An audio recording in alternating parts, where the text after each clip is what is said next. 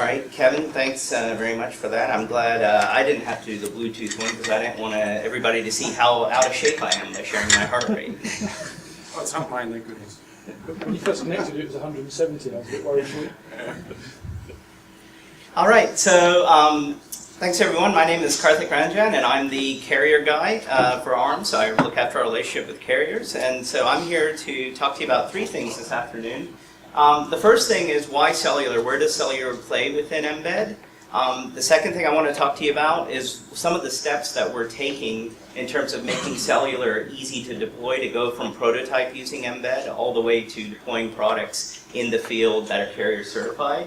And then the last thing I'd like to talk to you about is actually I'm one of the people that's lucky because I'm out in the field trying to promote mbed to the end users, and so I'd like to share with you some of the things I've learned. And Simon and the rest of the mbed team have been phenomenal about taking back some of the feedback from the field and putting that in, and they've done a phenomenal job from what I see of incorporating a lot of that.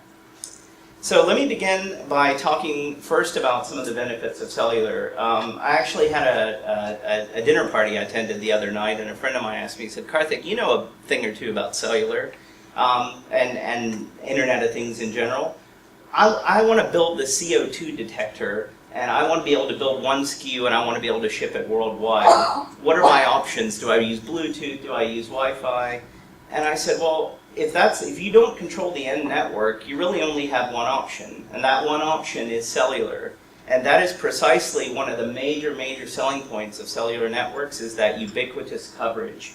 You can build one SKU, and you can ship it almost anywhere in the world, and you can have it light up on a carrier network. And one of the things that make that possible is that carriers actually have cross agreements with other carriers in other markets, and that's what really enables them to sell you a SIM to put in your device and actually have that SIM light up on a carrier network even outside the country where you may be shipping. The second most thing, it's reliable. Spectrum costs a lot of money, and they're going to make sure that they're going to use that spectrum to provide reliable service. I actually ran across a term recently when working with one of the carriers, which is 4 nines and 5 nines, and I actually had to Google it to see what that meant. And it actually means the network's going to be up 99.99999% of the time, which again is that reliability factor.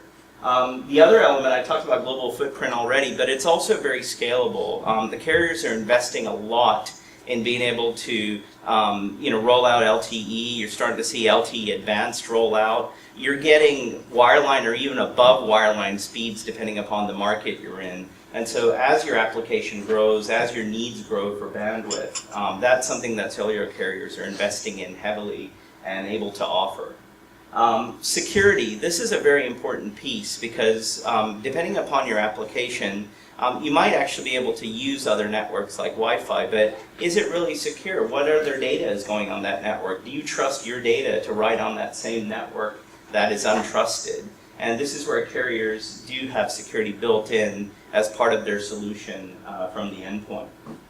And then the other point is the ecosystem. We talked earlier today about U-Blocks. There's a whole industry around building cellular modules, and it's not just the modules as well, but the OEMs play a big role here, because once you do get a device, especially here in the US, you have this thing called carrier certification. You have to actually take your device, go to a carrier, give it to them, and then they test it to make sure that it's well behaved on the network and get it out there. These are some of the things that we've discovered in the journey of mbed, and these are some things that we're going after and proactively addressing. And then last but not least, simple billing and provisioning. Because they provide all this value here, it doesn't get much simpler than phoning up and saying, here's my SIM or here's my IMEI, and having that device light up and getting a bill for it, knowing how much data it's sending. And they have very comprehensive tools to actually monitor your devices in the field, see how much data they're sending. So these are all inherent parts of carrier networks. Now let's take a look at when you actually use it.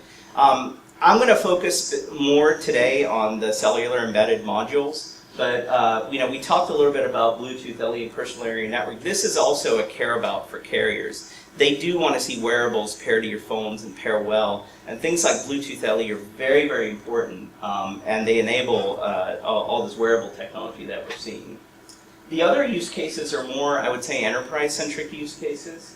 So we look at applications like remote endpoint. For example, ATM machines. They're now, you have the old TTY ATM machines where you just, put in and withdraw cash. But now you're starting to see advertisements, would you like, other services? Would you like to enter your email for special offers? There's videos there. The ATM machine is more than just put your card in and get cash out. And that requires a higher degree of bandwidth. And if you look at some of these ATM machines, they actually have RJ11 phone lines in the back. So part of the migration is outgrowing your bandwidth requirements of your current network. The other things are lack of alternatives, wired or wireless, and then security as well. I keep coming back to that, but it's a very important point. If you don't trust the last mile, then sometimes it's difficult to roll out a network. The other use case is aggregation points. So you have, as Zach's going to talk to you a little bit about 6LoWPAN, you have cellular backhaul for local area networks. So you're out there in the field, like street lighting, you're creating a 6LoWPAN network. You need to then take that data off that regional network and then obviously get it up into the cloud, and cellular's obviously a great fit of that. And then the other thing is just, if you can't replace your legacy network, then pretty much you're going to put a gateway there that bridges between your legacy network and the cellular networks. And there's plenty of vendors out there that provide gateways that provide that function. The next one is fairly obvious. It's non-stationary endpoint, so you have remote vehicle tracking, telemetry, any of these use cases where you're going over 2-3 miles or you're in motion. And perhaps you need GPS, and I think this is where Ublock's module comes in, is that some of their product options do have built-in GPS into it. And you have that uninterrupted coverage. And then last but not least, it's the example I gave before. It's zero configuration. I want to send it out in the field. I don't want to set up a hotspot. I don't want to do pairing. I just want it to work. Cellular is great for that application.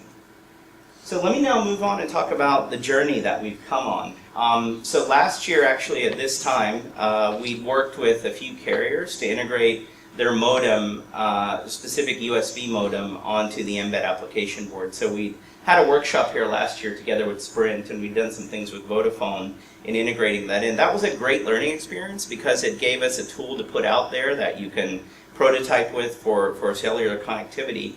But one of the biggest pieces of feedback that we got is that the USB modems are really rated for consumer use, not for enterprise use. And so the feedback was to go and use embedded module modems. These are ones that are either soldered or integrated over PCIe that have actually gone through carrier certification. So you can take those, put it in a Coke machine, put it in an ATM machine.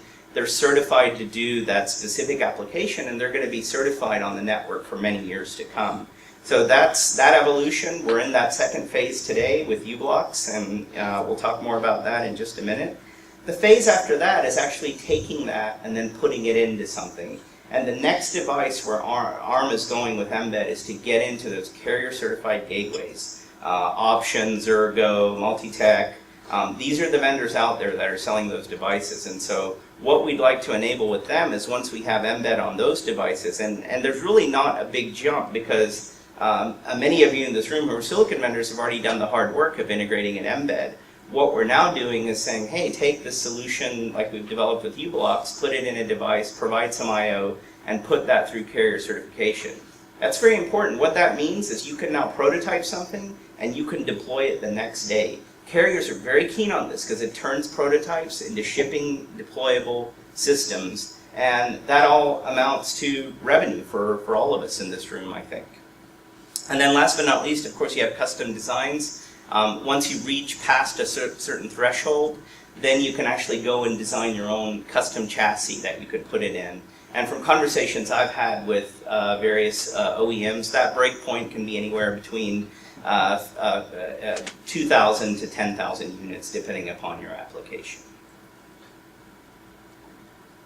So with that, we have the Ublocks board. We talked a little bit about it. I think some of the details around it is that First of all, it's multi-carrier support. This is pretty important because here in the US, for example, where we have two standards which aren't going to go away. We have CDMA and we have GSM.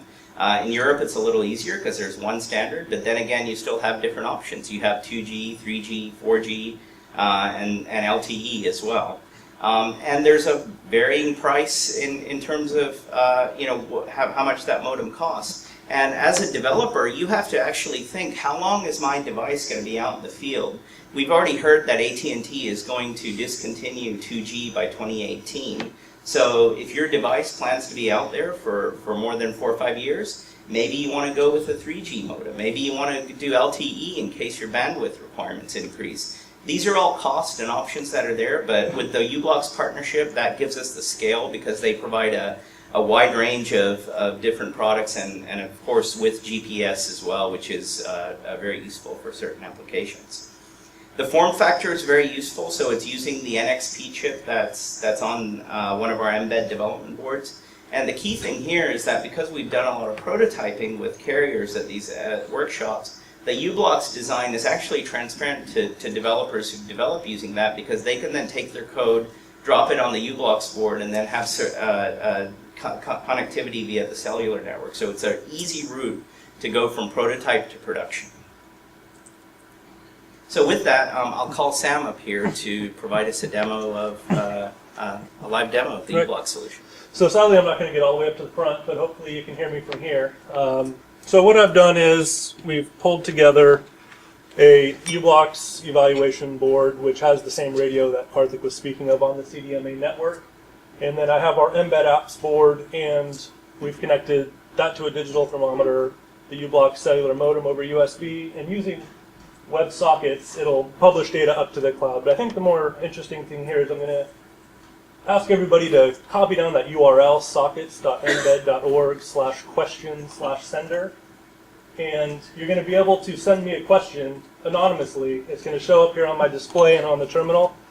And we can discuss it now. We can discuss it during the open kind of panel discussion a little bit later. But if anybody a little shy or doesn't actually want to have provide feedback and say it, we'd appreciate it in this method as well. So here we're highlighting RTOS and this HDK and the SDK and our apps board, and all these different pieces just plugged together, and now we can do a live kind of on the spot a demo of this working. So I think we got that. Okay, great. So we'll come back to Sam at the end and see what questions show up on his LCD. So so I've talked a little bit about the hardware side of mbed and what we're doing with carriers. Let me now jump over and talk about the cloud services and software. So if you look at the different carriers, a lot of them are aggressively going out there and offering their own cloud API solutions. Some of them, like Cellular, have actually used the ARM product, the ARM Sensinode product that you've heard of. And others are, like AT&T, for example, they partner with Exida, but they also have their own new M2X API, which they've recently launched. Sprint uses a solution from Telit, formerly ILS. And on top of that, you heard earlier about Xybly. We also have Salesforce.com. This is very important because this forms the last piece of the puzzle about how do you take data from a sensor and how do you get it all the way into the cloud so that it goes into big data. What mbed is about is creating little data. What these cloud services are about are getting it into big data.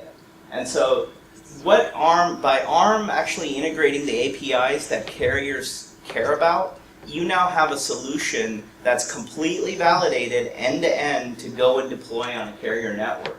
And the M2X one we just tested out this weekend, and it works. So we're adding these constantly. There's a lot of cloud service solutions out there, and so we'll certainly be working with many of them. And I think we'll hear from Zach in just a moment about Sensinode and how it'll complement some of the existing cloud services as well. So let me now talk a little bit about rubber meets the road, because this is where you actually go out and you engage developers with the product and do things with them. Last year here at the ARM TechCon, we actually hosted our first workshop together with Sprint. And we actually have something to show for it. I'd like Avnish to stand up here. He's with the University of Santa Cruz. He's a professor there. He's got 4 classes with mbed using the Sprint modem, teaching students how to develop Internet of Things. And for those of you who are interested, he has some prototypes with him in his that he can show you what's come out of it. We do hackathons a lot with AT&T. We did one in Plano. I did one this weekend. We are actually out there promoting mbed to developers, getting feedback, understanding what what they like, what they don't like, and we take all that feedback and we feed it right back into our mbed team. And so what you hear from the product team is all the great work they're doing. What we do as part of the segment marketing team within ARM is take it out to the field, get it out there, collect feedback, and send that back in. And I think the great thing about this for the ecosystem is recently we've had other silicon vendors to come on board and go to these events with us. And so now it really does bring the strength of the ARM ecosystem, because you're talking to developers and you're saying, hey, here's the mbed platform, and depending upon what your application is that you're building, we actually have a choice of different ARM partners. There's silicon you can use. You want Bluetooth LE? Here's Nordic Semiconductor. Here's NXP, here's Freescale, different choice, and that's what it's about. And that resonates extremely well when you're actually out talking to developers. And these are events where you really see end development and real application. I'll give you an example of this one this weekend. You had electrical engineers there combined with software engineers, and they're wrapping wire around a coil. I said, what are you doing? He goes, well, we're applying Faraday's law in practice. We're going to build a heart rate monitor and connect it to mbed. I mean, this is real stuff, and it's exciting to see that. I mean, you probably see some of the enthusiasm, but this is just a phenomenal venue to see exactly how developers use it and get that instant feedback. So let me now jump over and talk about a use case that Sprint built with. They actually brought in a team of 6 interns this summer, and they said, we have a challenge for you. We have this network, and it's kind of viewed as a pipe, but we'd like you to rethink the network. We'd like you to rethink it from the concept of making it here, giving the network a personality. And it's interesting because I talked about the ubiquity of cellular networks. What Sprint wanted to do was use this to solve a problem in healthcare for determining how diseases are actually transmitted, how flus are transmitted. And so they created this system. It's funny, the thing I'm picking up good vibrations. They essentially built a vibration detection system using mbed and the Sprint modem. What they have here is a very high sensitive microphone with an audio waveform analyzer connected up to mbed. And what they did was actually pick up on various semaphores. So they would pick up on coughs, they would pick up on sneezes, they define a specific semaphore for that. They even picked up where, like my wife double sneezes. They picked up for that and only calculated it as 1. So they did all this work around it, and they actually said, okay, well now if we can identify sneezes, what if we put some in, the airport, the train station, the mall, all these public places where a lot of people gather. Now the network can listen because it's always on, always connected, and it can listen for these semaphores. The microcontroller is actually cutting out all the noise, so instead of sending every noise that's there up to the cloud to process, the microcontroller does the very simple job of analyzing the waveform and saying, yep, I caught a sneeze, I caught a cough, and sending that up to the cloud. And then what they did was put it in 2 different locations, or many different locations, and they started to build these heat maps where, as people cough and sneeze, it starts developing, and now you develop this kind of mushroom cloud that says, oh, this is something serious is going on here. And then you plot vectors to say, oh, it's now gone from Lawrence, Kansas to Leawood, Kansas, because, I don't know, some people were driving over there and started coughing over there. And so they presented this to the Centers of Disease Control, who were just tickled pink that something like this could even exist. So this is, again, letting the network hear, think, and feel. So with that, to summarize, Cellular is ideal for deploying across large distances. Remember, 0 configuration. You can dream it, you can build it, you can put it out there, and it just works. We're partnering with folks like Ublox to build solutions, turnkey solutions. So last year it was USB modem, this year it's embedded modem. Next year I hope to come and announce several OEM partners that we can have with a variety of cloud APIs. So you can reach me there if you have any questions. I do also want to call out, we have several other events if you're interested in Cellular in particular. We have Ublox giving a presentation at 11 tomorrow as part of the developer track, and then on 1:30 On Thursday, we have a hands-on embedded workshop where you can sit down and Sam will go through, or Chris will go through 101 embed, how to develop. We'll have uBlocks there talking about how to connect to the cellular network. We'll have Sprint there presenting how to connect it up to the cloud, so we hope you could join us for that. Any questions? I can take some questions. Yes? So what is the cloud service that you have? Does Sprint provide the service from Amazon would not? Are you, is there any like location that you can pull out of it, or? Well, I think they'll talk a little bit more about it, but they do provide specific APIs that tie specific data types into their cloud and give you a turnkey solution. So when you get a modem with mbed, like the uBlock solution, it's got that API integrated with it.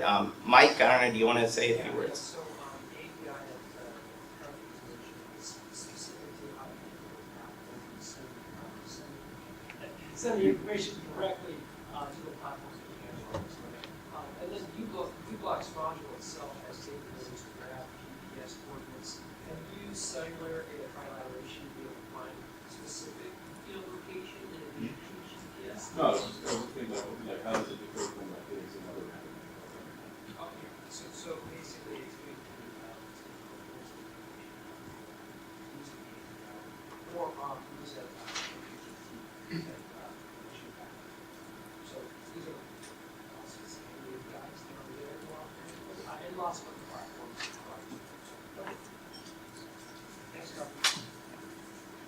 Any other questions? Everybody gets Cellular, that's great. All right, thank you very much.